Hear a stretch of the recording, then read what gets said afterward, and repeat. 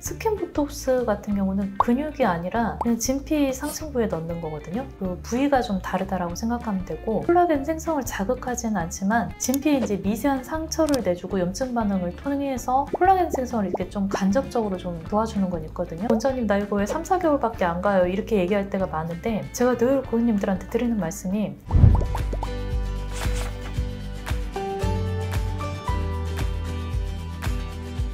원장님, 요즘에 스킨 보톡스라는 말이 많던데요. 일반 보톡스하고 어떤 차이가 있는 건가요? 스킨 보톡스도 되게 많이 하는 시술인데, 일반 보톡스는 우리가 이제 가장 흔한 부위가 뭐 미간, 눈가, 이마, 턱 뭐 이런 거를 생각을 하잖아요. 보톡스가 이제 근육을 마비를 시키는 거라 주름을 잡는 걸 막는 거라고 하면, 스킨 보톡스 같은 경우는 근육이 아니라 그냥 진피 상층부에 넣는 거거든요. 그 부위가 좀 다르다라고 생각하면 되고, 농도 자체도 일반 보톡스 농도보다는 훨씬 더 묽게 만들거든요. 그러니까 농도는 굉장히 묽고 깊이는 굉장히 얇고, 그거를 이제 전반적으로 피부 전체적으로 좀 깔아준다, 이렇게 생각하면 됩니다.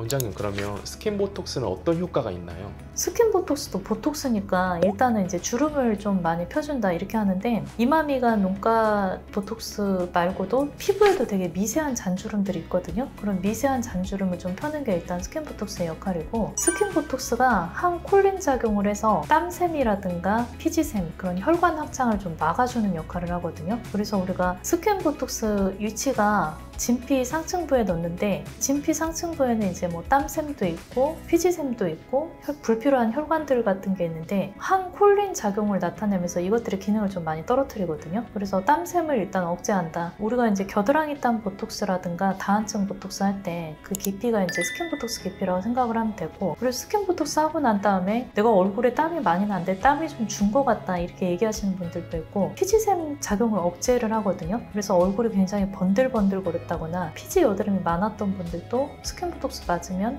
좀 얼굴이 좀 보송보송해지는 효과가 있다.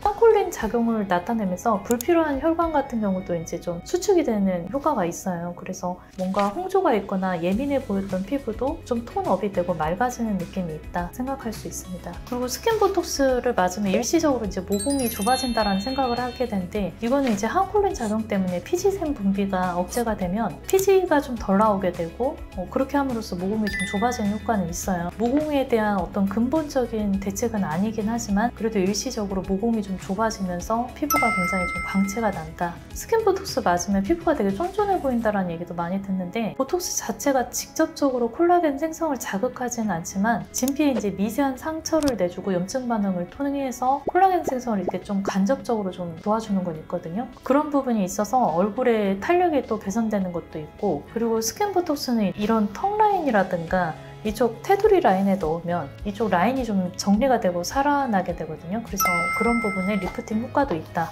이렇게 흘러내린 이중턱 같은 경우도 이렇게 좀 붓는 효과가 있어요. 그래서 라인 정리에도 효과가 있고, 스킨 보톡스의 또 다른 부분이 목 정중앙에 있는 세로주름이 있거든요. 우리가 이제 뭔가 말을 한다거나 아니면 물을 마신다거나 할 때 목 정중앙에 이렇게 세로주름이 쪼글쪼글 생기는 경우가 있는데, 목 정중앙 같은 경우는 갑상샘 때문에 다른 시술이 들어가기가 되게 힘든 위치긴 해요. 예를 들어서 티타늄 리프팅을 한다 할 때도 울세라라든가 뭐 인모들 할 때도 그 부분은 좀 빠지게 되는데, 스킨 보톡스가 그 목 정중앙에 세로주름에 있어서 굉장히 좋거든요. 근데 이제 목 가로주름 같은 경우는 스킨 보톡스로 해결이 되진 않아요. 그런 부분은 뭐 필러라든가 경우에 따라서는 바이리진이라든가 이런 거를 통해서 해결을 하면 될 것 같습니다. 원장님, 스킨 보톡스가 굉장히 많은 효과가 있는데, 그럼 주로 어떤 사람들한테 권하나요? 스킨 보톡스 권할 경우가 급한 행사가 임박해 있는 분들일 때가 많아요. 물론 주사 시술이라서 멍이라든가 이런 게 있기 때문에 한 2주 정도는 띄고 권하긴 하지만,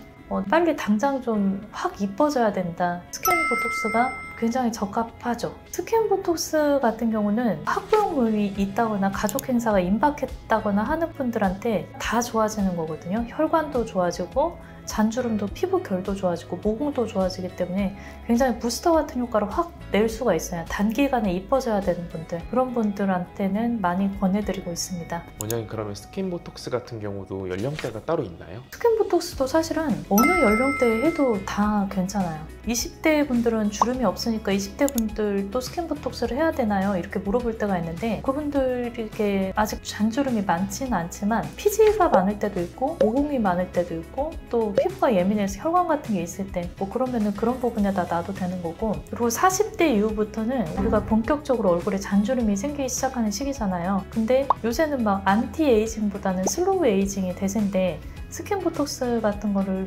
맞으면은 남들보다는 그래도 좀 느리게 이제 노화가 진행되는 거죠. 그래서 40대 이후부터는 1년에 한두 번 정도 스킨 보톡스 맞는 게 좋다고 생각합니다. 원장님, 그러면 스킨 보톡스의 효과와 지속 기간 이건 어느 정도 되나요? 스킨 보톡스 맞으신 분들이 항상 하시는 말씀이 이게 효과가 딱 떠오르면서 굉장히 좋잖아요. 근데 그 기간이 너무 짧다 이런 얘기들을 많이 하세요. 보통 이제 한 3, 4개월 이렇게 하니까 원장님 나 이거 왜 3, 4개월밖에 안 가요? 이렇게 얘기할 때가 많은데 제가 늘 고객님들한테 드리는 말씀이 효과가 3, 4개월밖에 안 간다 이렇게 생각하지 마시고 내가 스킨 보톡스를 맞음으로써 4개월 동안 다른 사람에 비해서 좀 덜 늙는다. 40대부터 그래도 꾸준히 때 될 때 보톡스를 꾸준히 맞아온 사람하고 아무것도 안 하고 그냥 세월을 정통으로 맞은 사람하고는 나중에 분명히 차이가 나는 거거든요. 노화를 완전히 막을 수는 없어요. 그래서 요새는 안티에이징보다는 저속노화, 슬로우 에이징으로 가고 있는데 그런 슬로우 에이징으로 가기 위해서는 보톡스나 스킨 보톡스도 굉장히 적절한 시술이라고 생각합니다. 원장님, 보톡스 내성 때문에 걱정하는 분들도 계시지 않을까요? 보톡스 내성으로 걱정하는 분들이 정말 많으세요. 그리고 심지어 그냥 오셔가지고 원장님 나는 보톡스에 내성이 생겼어 라고 단정을 하시는 분들도 제가 여러 번 봤는데 사실 실제로 보면은 보톡스에 내성이 생겼다기보다는 용량 부족이라든가 그런 걸로 인해서 효과가 없었을 때 내성이 생겼다라고 오해하는 경우가 더 많기는 했어요. 그럼 우리 쪽에서 한번 맞아보자 해놓고 어느 정도 용량을 좀 줘서 하면 다시 잘 듣는 거거든요. 근데 이제 보톡스에 내성이 생기는 경우도 있기는 있어요. 내성이 생기는 경우는 보톡스를 맞는 용량하고 빈도수에 좀 비례를 하긴 하거든요. 그래서 만약에 어떤 분들이 나는 주기적으로 스킨 보톡스도 좀 맞고 당연히 뭐 얼굴에 있는 이마미가 눈가 턱도 맞고 승모근 보톡스도 맞고 종아리 보톡스도 맞는다 이렇게 다 맞으시는 분들 입장에서 많이 맞는 편이니까 보톡스에 대한 내성이 좀 우려될 수 있어서 그럴 경우에는 내성이 없는 재홍인 같은 경우를 좀 권할 때가 있고, 그런데 나는 그냥 어쩌다 한 번씩 보톡스를 맞는다 이마미가 눈가 스킨 보톡스 정도 한다 이러면은 그 내성을 그렇게까지 크게 걱정할 필요는 없긴 합니다. 원장님, 그러면 스킨 보톡스는 모든 주름에 다 효과가 있나요? 스킨 보톡스 하고 난 다음 시술 들어가기 직전에 고객님들이 많이 말씀하시는 건데 원장님 저는 팔자주름이 신경이 제일 많이 쓰이고 입가에 있는 마리오네트 라인 잡아주세요 이렇게 말씀하시는 분들이 생각보다 되게 많거든요.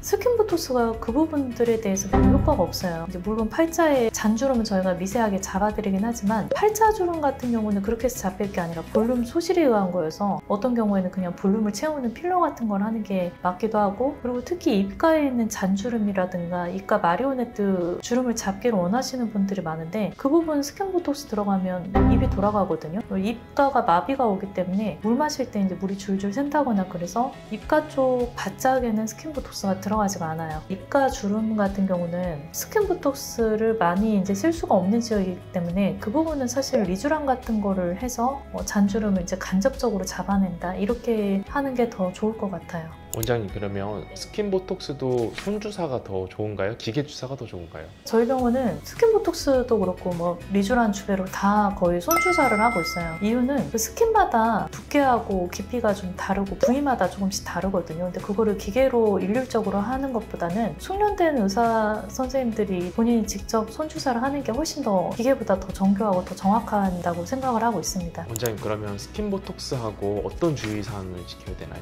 스킨 보톡스도 그런 일반적인 주사 시술이니까 멍이라든가 출혈 부종 같은 게 좀 있을 수는 있고 당연히 땀 흘리는 운동이라든가 풀 메이크업 화장 이런 거는 하지 말라고 권하고 있고, 스킨 보톡스 하고 난 다음에 저희가 사실은 스킨 보톡스는 진피 상층부 위치를 정확하게 잡는 건데 어떤 분이 집에 가서 마사지를 그렇게 많이 하셨더라고요. 근데 스킨 보톡스는 하고 난 다음에 마사지를 저희가 권하지 않아요. 그분은 주베룩을 좀 하셨던 분이라 이제 헷갈려서 주베룩처럼 막 마사지를 했는데 입가에다나 이런 쪽에 막 해서 집에서 마사지를 해버리면 보톡스가 좀 퍼지는 효과가 있거든요. 그러면 이제 원하지 않는 부위에 들어가게 되는 경우가 있기 때문에 스킨 보톡스의 경우에는 집에서 그렇게 마사지를 하라고 권하고 있지는 않습니다. 원장님, 그러면 네. 스킨 보톡스는 어떤 분들한테 추천할 수 있을까요? 제가 생각하는 스킨 보톡스는 어떤 시술에 병합을 해도 다 잘 어울리거든요. 예를 들어서 우리가 울세라나 티타늄이나 뭐 그런 리프팅 시술을 했을 때도 V라인 쪽에 스킨 보톡스를 넣으면 조금 더 라인이 정리가 되는 효과를 볼 수도 있고,